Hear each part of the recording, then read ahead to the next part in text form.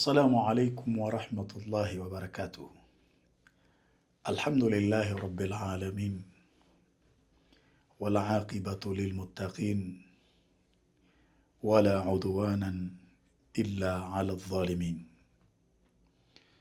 Wassalatu wassalamu ala ashrafil anbiya'i wal mursalin sayyidina Muhammadin wa ala alihi wa ashabihi al-kiram wa man tabi'ahum bi ihsani ila yaumiddin, amma ba'du. Hadhirina, leo tunaendelea na darsa ya usulul fiqhi katika kitabu Imta'ul Uqul bi Rawdatil Usul, aljuz'ul awwalu. Tukingali katika juzu ya kwanza, taalifu Abdul Qadir ibn Shaybat al-Hamdi. Huu ni utunzi wa Sheikh Abdul Qadir ibn Shaybat al-Hamdi, al-ustadhu bi kulliyati shari'ati wal lughati al-arabiyya bir-Riyadh. Huyu ni mkufunzi, alikuwa akifanya lecture katika kitivu cha sheria na kitivu cha lugha ya Kiarabu katika chuo kikuu kilichoko Riyadh nchini Saudia. Kitabu hiki mwanawachuoni Abdul Qadir ibn Shaybat al-Hamdi amefanya talkhis kwenye kitabu kinachoitwa Rawdatun Nadhir wa Jannatul Munadhir. Kitabu hiki cha Rawdatun Nadhir ni kitabu cha Ibn Qudama, mwenye mlengo wa madhhabu ya Hanbaliya, na kitabu hicho Rawdatun Nadhir wa Jannatul Munadhir wamekifanyia talkhisi maulama wengi. Sasa leo tuko kwenye topic, na nafikiri tutasoma hizi topic mbili leo. Tutasoma hal yushtaratu fi qabuli al-khabari an yakuna aziza. Je, imeshartiwa katika kuikubali khabar, ni sharti iwe khabari aziz? Tuliona kule nyuma khabari yoyote ambayo imekuja kutokana na njia moja itaitwa gharib, na khabari ambayo imekuja kutokana na njia mbili itaitwa aziz, na khabari ambayo imekuja kutokana na njia tatu itaitwa mashhur. Sasa ili kuikubali khabar, imeshartiwa khabari iwe ni aziz, imekuja kutokana na njia mbili. Hili ndilo tunaloanza nalo siku ya leo. Dhahaba Abu Ali al-Jabai, amekwenda katika fatwa mwanawachuoni anayeitwa Abu Ali al-Jabai, ahadu a'immati al-Mu'tazila. Huyu ni mmoja katika maimamu wa Mu'tazila. Ila annahu yushtaratu fi qabuli al-khabar, katika kauli ya kusema kuwa imesharutiwa katika kuikubali khabari, ayakuna azizan, ni sharti khabari iwe aziz, imepokelewa kutokana na njia mbili. Ai, maana yake waridu min tariqaini, iwe khabari hiyo imekuja kutokana na njia mbili, qiyasan ala shahada, hali ya kuwa ni mwenye kufanya kiasi juu ya ushahidi. Mtu unapotaka kwenda kutoa ushahidi, unaambiwa ushahidi wako uwe na watu wawili, wanamume wawili ndio wanaweza kukutolea ushahidi. Kikosekana wanamume wawili, akanaweza akawa ni mwanaume mmoja na wanawake wawili. Sasa huyu Abu Ali al-Jabai, mmoja katika maimamu wa Mu'tazila, yeye anasema imeshartiwa katika kuikubali habari ya mtu mmoja, ni sharti iwe habari hiyo aziz. Katika kuikubali habari ni sharti iwe aziz. Ushahidi wake ni nini? Yeye kafanya kiasi juu ya shahada. Yani kadhia unapoipeleka mahakamani na ukaombwa ushahidi, unatakiwa upeleke mashahidi wawili, wanamume. Akikosekana wanamume wawili, peleka mwanaume mmoja na wanawake wawili. Yeye katoa dalili hiyo. Wadaa al-Qadhi Abu Bakar ibn al-Arabi Na akadai mwana wa chuoni Al-Qadhi Abu Bakar ibn al-Arab fi sharhi al-Bukhari, katika sharhi ya Imam Bukhari, bi anna dhalika shartu al-Bukhari, kwamba hilo ni sharti la Imam Bukhari, la kwamba ili habari kubalike basi inatakiwa iwe imepokelewa kutokana na njia mbili. Sasa huyo Al-Qadhi Abu Bakar ibn al-Arabi katika sharhi ya Imam Bukhari akasema kwamba hilo ni sharti la Imam Bukhari. Wa dhahaba al-jumhur, na wakenda jumhuri ya wanawazuoni, ila annahu la yushtaratu dhalika, katika kauli ya kusema kuwa jambo hilo halijashartiwa au halijashartiwa jambo hilo. Lianna sahabata, kwa kuwa masahaba wa Mtume sallallahu alaihi wasallam, qabilu khabara alwahidi, waliwahi kuikubali habari ya mtu mmoja, alfardi, aliye peke yake, kama dhakarna fil bahthi sabiq, kama tulivyotaja katika mlango uliotangulia, bikhilafi shahada, kama dhakarna, kama tulivyotaja fil bahthi sabiq, katika mlango uliotangulia. Wa qiyasu riwaya ala shahada, na kile kitendo cha kuipima riwaya juu ya ushahidi, batilun, jambo hilo ni batil. Fa inna riwayata tukhalifu shahadata fi umuri kathira, hakika riwaya inatofautiana na shahada katika mambo mengi. Yani kadhia ya upokeaji wa hadithi na kadhia ya kutoa ushahidi mahakamani, vitu hivi viwili vinatofautiana katika mambo mengi. Minha, miongoni mwa hayo mambo, anna riwayat almar'ati alwahidati, ni kwamba riwaya iliyopokelewa na mwanamke mmoja, ka riwayati rajuli alwahidi, ni kama vile riwaya iliyopokelewa na mwanamume mmoja, bikhilafi shahada, kinyume na ushahidi. Ushahidi wa mwanamke mmoja haukubaliwi, lakini riwaya ya mwanamke mmoja inakubalika kama vile riwaya ya mwanamume tu. Hiyo ni tofauti ya kwanza. Amma maddaahu al-Qadhi Abu Bakar ibn al-Arabi, ama kile alichokidai mwanawachuoni Al-Qadhi Abu Bakar ibn al-Arabi, fa innahu yarudduhu awwalu hadithi fi sahihi al-Bukhari, hakika hicho kinapingwa na hadithi ya kwanza iliyoko katika sahihi Bukhari. Yani kuna hadithi ya kwanza iliyoko katika sahihi Bukhari ndiyo inapinga madai ya Qadhi Abu Bakar ibn al-Arabi. Fa innahu fardun gharibu, hakika hadithi hiyo ambayo Bukhari kaiweka kwenye ukurasa wa mwanzo katika kitabu chake ni hadithi ambayo ni gharibu, iliyopokelewa na mtu mmoja. Wakadhalika akhiru hadithi fihi, na hivyo hivyo hadithi ya mwisho iliyomo ndani ya kitabu cha Bukhari ni gharibu. Kwa hiyo ukisema kwamba hilo ni sharti aliloweka Bukhari, si kweli. Tutazame shurutu rawi li khabari al-ahad, masharti ya mtu kupokea khabarul ahad. Sharti la kwanza ili mtu aweze kupokea khabarul ahad, al-Islam, ni Uislamu. Anatakiwa awe Muislamu, sio kafiri.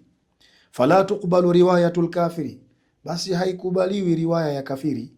Liannahu muttahamu fi dini, kwa kuwa yeye ni mwenye kutuhumiwa katika dini. Fala yuthaku bi khabarihi, basi haitiliwi uzito habari yake. Kwa hiyo ili upokee khabarul ahadi uwe Muislamu. Sharti la pili, albulughu, ni kufikia balighe. Fala tuqbalu riwayatu sabii, basi haikubaliwi riwaya ya mtoto mdogo. Liannahu madhannatu adami taharruzi, kwa kuwa mtoto mdogo yuko katika nafasi ya kutokujiepusha na mambo ya kutokuwa makini. Mtoto mdogo hawezi kuwa makini katika kupokea. Waliannahu idha kana la yuqbalu qawluhu mutlaqan, na kwa kuwa yeye pindi inapokuwa haikubaliki kauli yake moja kwa moja, fima yukhbiru bihi an nafsihi, katika kila anachokielezea kwacho kunako nafsi yake, min al-iqrari, miongoni mwa kukubali, fa min babi aula, basi katika mlango uliokuwa bora zaidi, la yuqbalu khabaruhu, isikubalike khabari yake, au ni kuto kukubalika khabari yake, fima yukhbiru an ghairihi, katika kile anachokieleza kunako mtu mwingine. Ikiwa katika lile analolielezea yeye mwenyewe kunako nafsi yake, miongoni mwa kukubali mambo halikubaliki, basi katika mlango uliokuwa bora zaidi ni kuto kukubalika katika kile anachokielezea kunako habari ya mtu mwingine.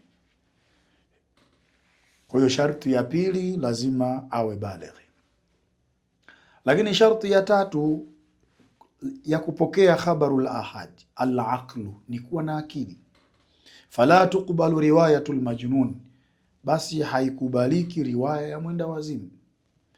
Liannahu la yumkinuhu al-ihtirazu anil khalal, kwa kuwa mwenda wazimu hawezi kujiepusha na mianya. Kasoro kwake ni nyingi kwa sababu ya ule uenda wazimu wake. Kwa hiyo ili upokee khabarul ahad lazima uwe ni sharti uwe na akili. Sharti la nne, adhabtu, ni udhibiti. Wewe mpokeaji wa khabarul ahadi uwe na udhibiti. Wa huwa taharruzu fi naql, nako ni kuwa makini katika kupokea hadithi. Fala tuqbalu riwayatu man yafhushu ghalatuhu, basi haikubaliki riwaya ya yule mtu ambaye kumekuwa ni kubaya zaidi kule kukosea kwake. Wala almughaffal, wala mtu mwenye kughafilika, wala man yarwi ala sabili tawahumi, wala haikubaliki riwaya ya yule anayepokea kwa njia ya kuchanganya. Ni mtu wa kuchanganya mambo, la huku analipeleka kule, la kule analeta huku. Wala man yukhalifu thuqatu, wala haikubaliki riwaya ya yule mtu ambaye amekwenda kinyume na mathika na watu wenye kutegemewa. Wala sayyi alhifdhi, wala haikubaliki riwaya ya mtu mwenye hifdhi mbaya, liadami thiqati bi khabari haulai, kwa kuto kupewa uzito habari za mabwana hawa. Habari za mabwana hawa wote hazipewi uzito. Mabwana gani? Mwenye kukosea kubaya, mwenye kughafirika, kusahau, anayepokea kwa njia ya kuchanganya, anayekwenda kinyume na mathika, mwenye hifadhi mbaya, hawa hazipewi uzito habari zao. Kwa hiyo habari zao hauruhusi kupokea khabarul ahadi ukiwa na sifa hiyo. Sharti ya tano, al-adala, ni kuwa na uadilifu. Wa hiya salahu fi dini, nao ni uzuri katika dini, ni wema katika dini. Walmurua, na kuwa na murua. Lazima mtu awe na haiba, personality, shakhsiya. Fala tuqbalu riwayatul fasiqi, basi haikubaliki riwaya ya mtu muovu. Liqaulihi ta'ala, kwa kauli yake Mwenyezi Mungu mtukufu aliposema, injaakum fasiqun binaba'in fatabayyanu, akikuijieni fasiki na habari yoyote, basi ipelelezeni, tafuteni ukweli wake. Fa innahu yadullu ala adami thiqati bi khabari al-fasiq, hakika aya hii inajulisha juu ya kutokuipa uzito habari ya mtu fasiki. Waqad shurita fil adalati, na kwa hakika imeshartiwa katika hili jambo la uadilifu, atawaqi an ba'dhi almubahati alqadihati fil murwa, kujiepusha na baadhi ya mambo ya halali yenye kuchafua utu, yenye kuchafua murua. Yani kuna baadhi ya mambo ni halali, ni mubaha kuyafanya, lakini ukiyafanya yanakuondolea ule murua, personality, hadhi inakuwa haipo. Sasa imeshartiwa pia katika suala la uadilifu atawaqi an ba'dhi almubahati alqadihati fil murwa, na baadhi ya mambo ya mubaha yenye kuchafua murua. Wakajaribu kuyaelezea na kuyapigia mfano, wakasema kal akli fi tariqi, kama vile kula njiani. Yani wewe ni mpokezi wa hadithi za ahadi, alafu unaonekana unakula njiani, unatafuna muhindi njiani, unakula mua njiani. Ni mambo yanaondoa murua haya. Wal baul fi shari'i, na kukojoa barabarani. Mbanwa unakojoa barabarani, japokuwa ni mubaha, ni jambo la halali hilo, lakini katika mambo yanayochafua murua. Wa suhbatul aradhili, na kusuhubiana na watu duni. yani mtu ambaye ni duni, hapewi uzito katika jamii, wewe ndio wasuhubiana naye. Wa ifratul mazhi, na kukithirisha mzaha, yani kufanya mzaha kupita kiasi. Wewe mpokezi wa khabarul ahadi utakiwi uwe na sifa hiyo, mzaha wa kupita kiasi. Kwa sababu gani? Inna kathratal mizah tusqitu alhaiba, mzaha mwingi unaondosha heshima, unapunguza hadhi, unapunguza personality. Lianna man lam yatawaqa saghaira alkhassa, kwa kuwa yule mtu ambaye hakujiepusha na mambo madogo madogo mabaya, yaghlibu alayhi ittiba' alhawa ada, kutaghilibu kwake yeye kufuata matamanio kwa kawaida. Yani usipojiepusha na mambo madogo madogo yenye ubaya, basi kunaweza kukaghilibu kwake wewe kadhia ya kufuata matamanio. Hii ni kwa kawaida. Amma almubtadi'u, ama mtu mwenye kufanya bid'a, wa huwa man ya'taqidu ma lam yakun ma'rufa ala ahdi rasuli sallallahu alaihi wasallam, naye ni yule ambaye anaitakidi yale mambo ambayo hayakuwa ni yenye kujulikanwa katika kipindi cha Mtume sallallahu alaihi wasallam. Mimma laysa alayhi amru, miongoni mwa yale mambo ambayo hakuna juu yake amri yake Mtume, wala ashabuhu, wala hakuna mafundisho ya masahaba wake Mtume sallallahu alaihi wasallam. La bimuanada, yeye anafanya bid'a lakini si kwa ukaidi, bali binawi shubha, bali kwa aina fulani tu ya shubha, ana mkanganyiko fulani hivi. Fa in kanat bid'atuhu mukaffira, ikiwa bid'a yake inapelekea kwenye ukafiri, ai innahu taqada ma yujibu al-kufra, maana yake kwamba yeye ameitakidi jambo linaloleta ukafiri, linalowajibisha ukafiri. Ka an yunkira amran mujma'an alayhi, kama vile kupinga jambo ambalo limeafikiwa na wanawazuoni wote. Ma'luman min ad-dini bidharura, jambo ambalo limejulikanwa kutokana na dini kwa dharura. Fahadha la tuqbalu riwayatuhu mutlaqa, basi mtu huyu haikubaliki riwaya yake moja kwa moja. Labda vinginevyo anafanya bid'a, lakini katika bid'a yake si kwa ukaidi, ni mkanganyiko tu kidogo, lakini bid'a yake haipelekei kwenye ukafiri, hazingatii yale yanayowajibisha ukafiri, hakupinga jambo lililokubalika, lililoafikiwa na wanawazuoni wote, lililojulikanwa kutokana na dini kwa dharura, hakufanya hivyo.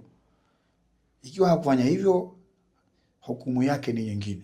Lakini kama kapinga kwa ukaidi, bid'a inapelekea ukafiri, kapinga jambo ambalo limeafikiwa na wanawazuoni wote, ma'luma min ad-dini bidharura, jambo ambalo limejulikanwa kutokana na dini kwa dharura, fahadha la tuqbalu riwayatuhu mutlaqa, mtu huyu haikubaliki riwaya yake moja kwa moja. Wa in kanat bid'atuhu bimafsaqi, na ikiwa bid'a yake inapelekea ufasiki tu, wa huwa ma lam yujibu i'tiqaduhu al-kufra, nayo ni ile bid'a ambayo haikuwajibisha itikadi yake kumuingiza mtu katika ukafiri. Faqad ikhtalafa au faqad ikhtulifa fi qabuli riwayati, kwa hakika imeikhtilafiwa katika kuikubali riwaya yake. Ni mtu anafanya bid'a, lakini bid'a hiyo inaweza kupelekea kwenye ufasiki, haikuwajibisha kumfanya mtu kuitakidi ukafiri. Katika kadhia hii wanawazuoni wameikhtilafiana. Faqila, ikasemwa, yuraddu mutlaqa, kuna baadhi ya wanawazuoni wanasema riwaya yake itapingwa moja kwa moja, haikubaliki. Waqila yuraddu in kana da'iya, na kuna kauli nyingine inayosema riwaya hiyo itapingwa ikiwa anawalingania watu kufanya hiyo bid'a. Waqila, na kuna kauli nyingine inasema yuraddu in kana alhadithu yuwarriju bid'atahu, itapingwa ikiwa hadithi inapambia watu kuifanya bid'a yake, itapingwa. Waqila, na kuna kauli nyingine inayosema yuraddu in kana yujizul kadhiba, itapingwa hiyo riwaya ikiwa anajuzisha uongo, itapingwa. Walmukhtaru, na kauli iliyochaguliwa, anna almubtadia bilmafsaqi, kwamba yule mwenye kufanya bid'a inayompeleka mtu kwenye ufasiki, in kana sadiqul lahaja, ikiwa ni mwenye maneno ya ukweli, muharraman lilkadhibi, mwenye kuharamisha urongo, hafidhan lihadithihi, mwenye kuhifadhi hadithi yake, hachanganyi changanyi, dhabitan lahu, mwenye udhibiti wa hiyo hadithi, tamu siyana, mwenye uhifadhi uliotimia, wal ihtirazi, na umakini uliotimia, walam yakun da'iyan ila bid'ati, na ikawa hawalingani watu katika kuifanya bid'a yake, walam yakun marwiyuhu muqawiyan laha, na wala upokezi wake ikawa hautii nguvu hiyo bid'a yake, fa innahu yuqbalu, hakika mtu huyo riwaya yake itakubalika. Waqad jazama Dhahabiyu, na kwa hakika amepitisha maamuzi ya mkato Imamu Dhahabi, fil Mizani, katika kitabu kinachoitwa Al-Mizan, bi anna Rafidha, kwa kusema kwamba hawa Rawafidha hawa, wa man yasubbu shaykhain, na wale wanaowatukana mashekhe wawili Bukhari na Muslim, la yuqbaluna mutlaqa, hawa riwaya zao hazitokubalika moja kwa moja. Kwa inshallah siku ya leo tutaishia hapa, lakini somo linalofuata Mwenyezi Mungu akijalia tutakuja kuelezea majhulul hali wa huwa almasturu.